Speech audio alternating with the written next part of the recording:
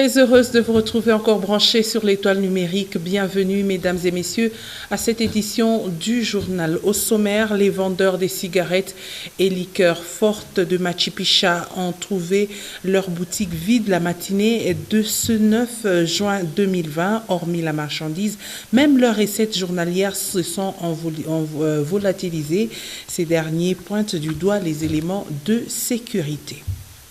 Et à Kinshasa, les vendeurs du grand marché étaient sur la rue ce mardi 9 juin 2020. Ils contestent la délocalisation de quelques-uns d'entre eux vers d'autres lieux de négoce, des manifestations qui ont enregistré des morts.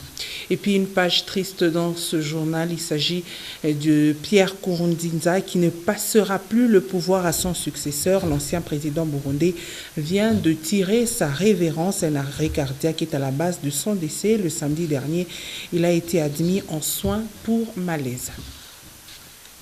Une fois de plus, bienvenue à ce journal. Les députés nationaux du Sankourou ont rencontré hier lundi le chef de l'État Félix-Antoine Tshisekedi à la Cité de l'Union africaine. Au cours de leur entretien, les représentants nationaux du Sankourou ont formulé une demande au chef de l'État concernant le démarrage des travaux d'érection de Lumumba-Ville, une démarche qui entre dans le cadre d'honorer la mémoire du premier héros national, Patrice Emery Lumumba. Le Sankourou vit une crise institutionnelle qui gangrène son développement. Voilà qui a également justifié la présence de ces députés à la présidence de la République, sollicité l'implication de Tshisekedi Tshilombo afin d'y mettre un terme. Et puis l'Union pour la démocratie et le progrès social UDPS a enfin dévoilé le nom pour remplacer Jean-Marc Kabound à Kabound. Il s'agit de l'honorable Patricia Seya Moulela, élue de la ville montagneuse de Likasi, une dame qui s'est montrée fidèle et attachée aux idéaux du parti de Félix Tshisekedi. Son portrait ici avec Pascal Mwangala Marmotte. 42 ans d'âge et native de Kolwezi, Patricia Seya Moulela a essentiellement vécu à Likasi, d'où elle est d'ailleurs élue députée nationale à la dernière législative de 2018.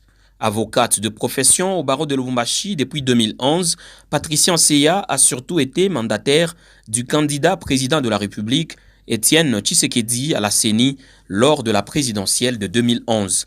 La candidate désignée par l'Union pour la démocratie et le progrès social au poste de premier vice-président de l'Assemblée nationale pour remplacer Jean-Marc Kabound à Kabound a aussi suivi quelques autres formations, notamment sur le programme international de formation et d'évaluation du développement au Québec en 2019. Une autre qualification en organisation du travail parlementaire en France l'année dernière, avec une expérience professionnelle de secrétaire général de Women Academy for Africa, sous-région Afrique centrale, directeur exécutif de clinique Femmes et Jeunes pour la bonne gouvernance, point focal de la Marche mondiale des femmes pour la province du Katanga. L'ancien employé de la Société nationale d'électricité à Likasi voit ainsi ses 19 ans de membre actif de l'UDPS couronnés par cette confiance lui témoignée par le parti présidentiel. Une fois élue, première vice-présidente de la Chambre basse du Parlement, Patricia Seya Moulela sera la première femme de l'UDPS Tshisekedi à exercer une haute fonction au pays. Je l'annonçais en début de ce journal à Kinshasa, les vendeurs du marché central ont manifesté l'avant-midi de ce mardi des mécontentements dus à la délocalisation de quelques-uns d'entre ces marchands vers d'autres lieux de négoce. On nous rapporte que ces manifestations ont fait mort d'homme. Des précisions avec Ben Kaïbe. Des milliers de vendeurs ont manifesté cet avant-midi aux abords du grand marché central de Kinshasa. Communément appelé Zando, ce grand marché de Kinshasa a été fermé depuis le 6 avril dernier lors de l'annonce du confinement de la commune de la Gombe. Par la suite, Djanteni Ngolila, gouverneur de la ville, va décider de le garder fermé pour lancer des grands travaux de sa rénovation. Et les vendeurs du grand marché de Kinshasa vont être dispersés à travers les marchés des différentes communes de la capitale. Nous demandons au gouvernement de nous changer de dirigeants. Nous sommes fatigués de nos dirigeants actuels. Un groupe de vendeurs s'est vu octroyer des places au croisement des avenues Kasavubu et Itaga et à la place dite de la voie du Zaïre. D'autres par contre vont se retrouver au terrain Kabinda. À signaler en passant, le petit marché d'Itaga de 3000 m² va accueillir au moins 1000 vendeurs du grand marché central. Les manifestations de ce jour auraient fait mort d'hommes et plusieurs dégâts selon les témoins qui auraient vécu les faits. Nous restons dans la capitale Kinshasa cette fois pour parler du procès 100 jours. Vous le savez, Marie-Josée Mengi, assistante de Amida Chatur, l'épouse de Vital Kamere, directeur de cabinet du chef de l'État, a été placée sous mandat d'arrêt provisoire aussitôt après avoir été auditionnée hier lundi. Celle-ci était curieusement absente dans le box des témoins. Elle n'avait pas non plus d'adresse connue, chose qui a conduit le parquet général près la cour d'appel de Matete de lancer samedi 6 juin dernier un avis de recherche contre elle. Selon ses avocats conseils, Marie-Josée Mengi s'est rendue librement à la justice après avoir appris l'avis des recherches et le procès 100 jours lui-même va se poursuivre jeudi 11 juin prochain avec la plaidoirie. Parlons à présent de la situation épidémiologique due au Covid-19. Le bilan total des cas de contamination grimpe. 153 nouveaux cas ont été confirmés, dont 149 à Kinshasa et 4 dans le Haut-Katanga, ce qui porte désormais le nombre des cas confirmés à 4259. Le nombre des patients guéris stagne à 539, tandis que la barre de 90 décès est atteinte. Le Haut-Katanga, qui figure parmi les 11 provinces touchées au pays, compte à ce jour 37 cas confirmés et Kinshasa, épicentre de la maladie, enregistre à elle seule 3864 cas de la Covid-19. Et ici au Haut-Katanga, le centre provincial d'isolement et de prise en charge des malades de la Covid-19 est en train d'élargir l'espace de sa tente. 2 blocs comprenant 17 locaux ont été érigés grâce au financement du gouvernement provincial et chaque local a une capacité de 2 malades. Le ministre provincial de la Santé, Joseph Sambi Boulanda, est allé inspecter ces travaux qui sont encore en cours, signalant qu'une morgue est aussi en cours de construction. Restons sur ce chapitre de la santé, mais cette fois pour parler de l'utilisation des produits de maquillage. Vous le savez, le maquillage n'est pas toujours mauvais parce qu'il embellit les femmes, mais il est aussi une des causes des troubles de la vision chez certaines. Ces résidus contiendraient des bactéries pouvant causer des graves infections oculaires. Suivez. Fond de teint, mascara et autres, ces produits de plus en plus utilisés dans le maquillage des filles peuvent être nocifs pour la santé de leurs yeux. Au fur et à mesure qu'elles s'estompent, les particules de maquillage finissent par se glisser sur l'œil. Ceci serait l'une des causes des irritations des yeux, tel que le dit le docteur Gervais Ngandou. D'une manière ou d'une autre, on peut dire que oui, tout comme on peut dire non, mais oui, c'est beaucoup plus parce que ici, vous savez, comme on le dit là, tout ce qu'on est utilisant juste proche de nos yeux, ça peut tomber un peu aussi sur notre cornée, donc sur notre œil. Et l'œil étant très sensible, nous pouvons finalement, ce sont des produits chimiques, ça peut être des produits aussi corrosifs. Cette fois-là, on peut créer des maladies de la cornée, qui est la couche superficielle pratiquement de notre œil là. Et notamment, on peut avoir des kératites ou des ulcérations de notre cornée. En tout cas, c'est aussi dangereux pour nos yeux. C'est comme ça que certains produits, on dit, n'est pas appliqué proche des yeux, parce que sinon ça risque de tomber dans l'œil et puis ça abîme l'œil. La liste des victimes s'allongerait de plus en plus de nos jours et beaucoup de filles finissent par avoir des troubles de vision. Stéphanie Safi, une étudiante, souffre des irritations et brûlures chaque fois qu'elle se maquille. Quand je maquille mes yeux, ça démange, ça fait mal, des fois j'ai des larmes. Mon ophtalmologue m'avait déjà interdit de maquiller mes yeux parce qu'ils sont sensibles. Un autre fait, Les filles font usage des maquillages sans lire les indications sur ces produits, ni consulter les médecins pour avis favorable, alors qu'une fois malade, ces femmes courent à la longue le risque d'avoir des infections oculaires, voire des graves conséquences sur la santé de leurs yeux. Et la commune de Lubumbashi a procédé ce jour à l'évacuation des immondices sur l'avenue Maniema non loin de la chaussée Mzé-Laurent Désiré Kabila à la tête d'une équipe de la brigade d'assainissement. Le bourgmestre Gustave Ngoïkia Kamwanga a saisi l'opportunité pour sensibiliser la population au respect strict des mesures d'hygiène. Suivez-le au micro de Gaylor Chamba. Et ce que nous demandons à la population, d'avoir cette culture, de ne plus croire que les travaux communautaires, l'assainissement du milieu, c'est seulement le jeudi, c'est chaque jour. Nous sommes dans une période de la pandémie. Il n'y a pas un autre produit. Donc nous demandons surtout à la population de respecter les mesures barrières. Même quand on lutte contre les maladies démesales, nous citons le choléra, il n'y a pas un autre produit. C'est seulement la propreté. Aujourd'hui, nous le faisons. Et demain aussi, la population doit enlever cette clé de jeter les immondices partout. Vous vous réveillez le matin, vous créez un silo de transit, vous créez un parking. Eh bien, nous tapons sur la table. Les différents services techniques, ils doivent prendre leurs responsabilités à la main. Et parlons infrastructure routière à présent, vous le savez, le boulevard Katouba a inquiété plusieurs conducteurs, disons les automobilistes qui effectuent le transport en commun centre-ville Kenya Katouba.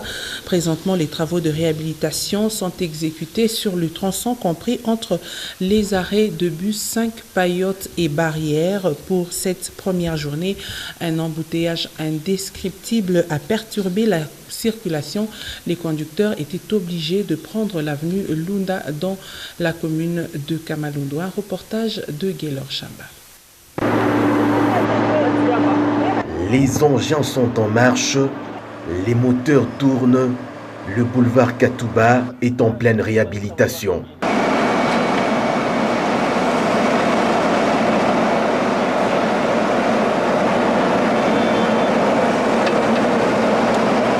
Ce mardi 9 juin 2020, les travaux s'exécutent sur les tronçons compris arrêt bus 5 Payotte et barrière Kamalondo. Des part et d'autre de l'artère, le passage est bloqué. L'entreprise commise aux travaux est concentrée à achever d'abord cette partie qui présentait un état de délabrement. La réhabilitation de ces boulevards, un ouf de soulagement pour les conducteurs automobilistes. Mina nasikia furaha sana kwa vile mina ona kazi ya balabala iko natembea.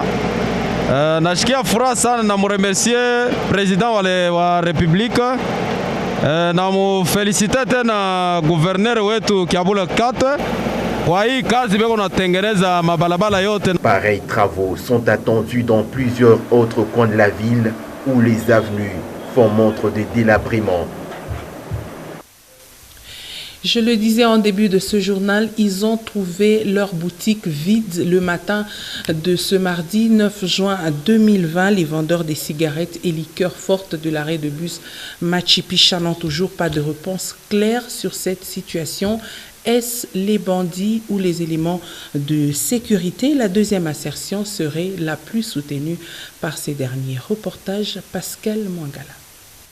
Cadenas brisé, portail cassé, 5 boutiques de vente de cigarettes et autres liqueurs fortes situées à l'arrêt de bus Machipicha se sont vues vidées de leurs produits. Tous les stocks emportés par des personnes non autrement identifiées. Pour les tenanciers de ces petites maisons commerciales, il s'agirait des éléments des services de sécurité. État de droit. État de droit est si réellement nous allons dire comment Babo Banasemani, Baja BCRS, parce qu'on est en train de citer un certain Dragila. Parce qu'il n'y a pas service à l'État. Tout à fait, il n'y a pas ou bien service à l'État. Il est même pas bébé qu'on a bamba. Ça provient de Kasumbalesa. Pourquoi ne pas arrêter à partir de Kasumbalesa? Les faits se seraient passés autour de 4 h du matin de ce mardi 9 juin 2020, selon toujours les témoignages des propriétaires de ces établissements. Pour certains d'entre eux, ils auraient laissé même leur argent sur place, craignant l'insécurité grandissante à Lubumbashi. Plusieurs points d'interrogation dans leur tête. Quel service, avec quel mandat pouvaient-ils procéder ainsi sans attendre la présence des responsables présumés auteurs, vendeurs de ces liqueurs fortes?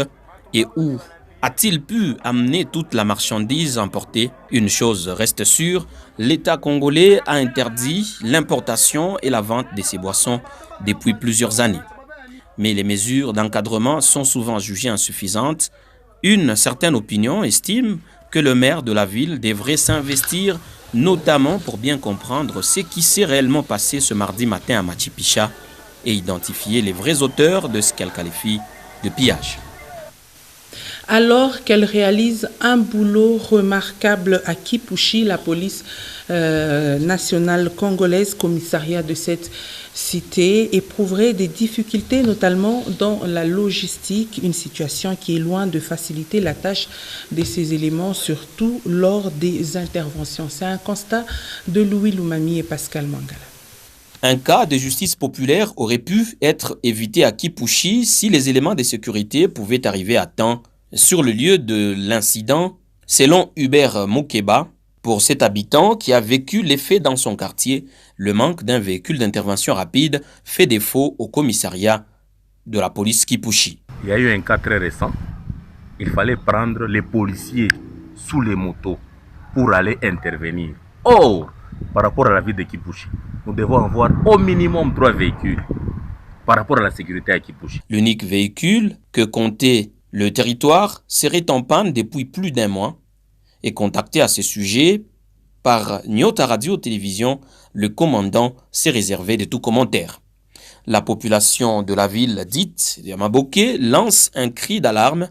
Pour Richard Kassongo, le gouverneur est le seul qui peut pallier à cette difficulté.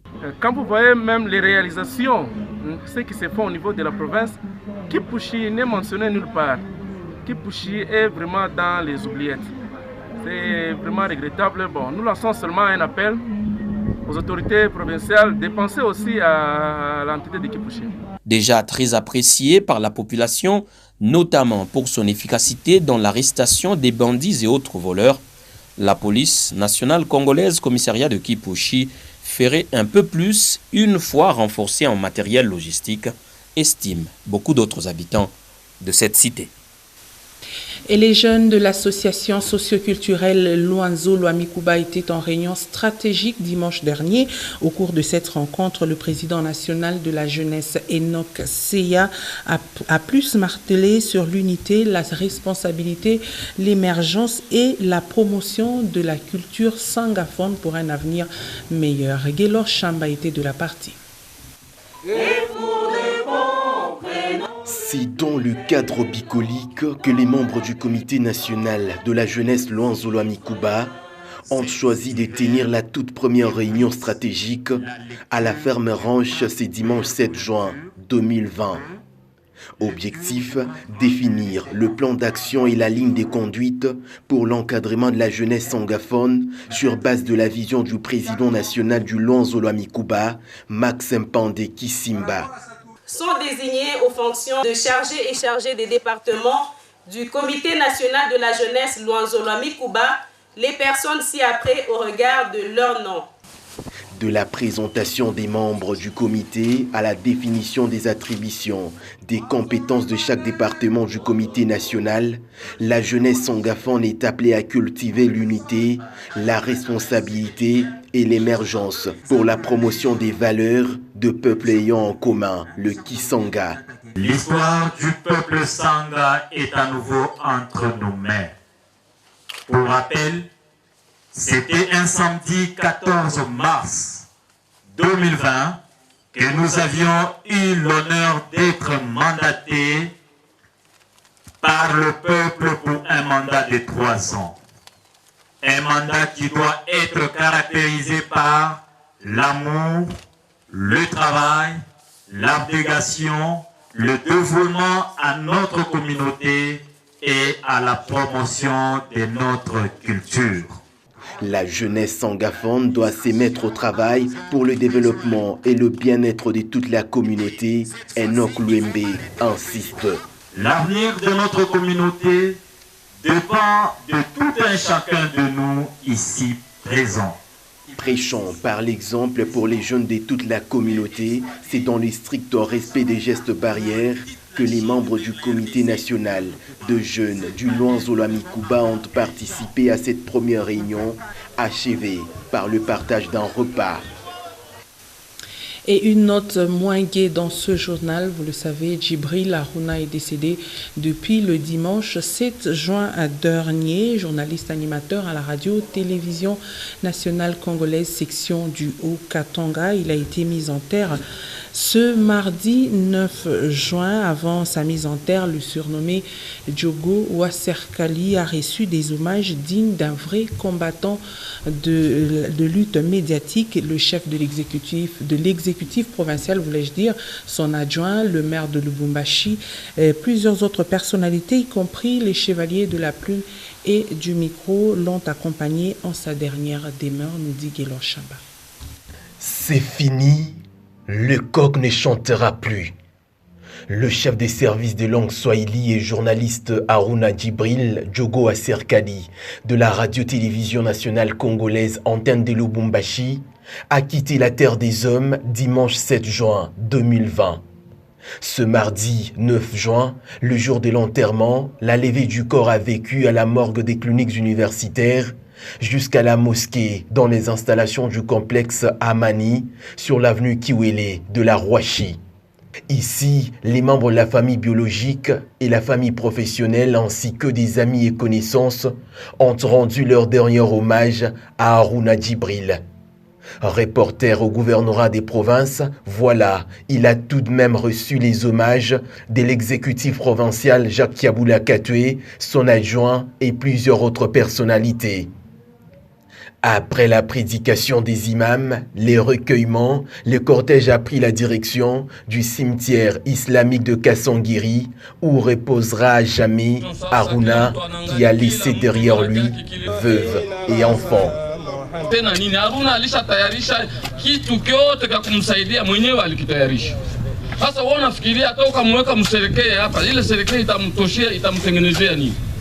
haitamtengenezea kitu. Aruna anaenda na kile kenye mwenyewe alitayarisha katika uzima wake. Une autre note triste, il s'agit du décès de Pierre Nkurunziza, l'ancien président burundais, vient de nous quitter de suite d'un arrêt cardiaque. Il a été interné à l'hôpital de Karoussi samedi dernier après un malaise. Des rumeurs sur sa mort circulaient déjà depuis hier lundi.